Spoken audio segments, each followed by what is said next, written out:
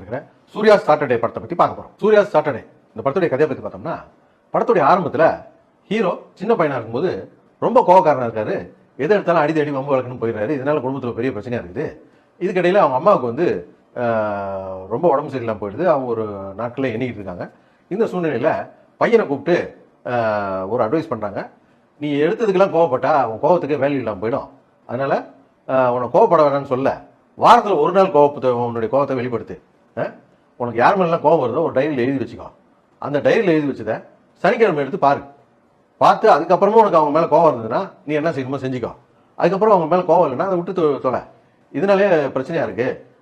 இது உனக்கு நல்லது சொல்கிறேன்ப்பா அப்படின்னு சொல்கிறாங்க. இதை சின்ன வயசுலேருந்து ஹீரோ கடைப்பிடிக்கிறாரு. இதே சமயத்தில் ஹீரோயின் வந்து சின்ன பொண்ணாக இருக்கும்போது இவருடைய மாமா பொண்ணு தான். இவங்க மாமா குடிகாரராக இருக்கிறதுனால ஓயாமல் குடிச்சுட்டு வந்து இவங்க அம்மா அடிக்கிறதுனால ஹீரோவுடைய அம்மா ஹீரோ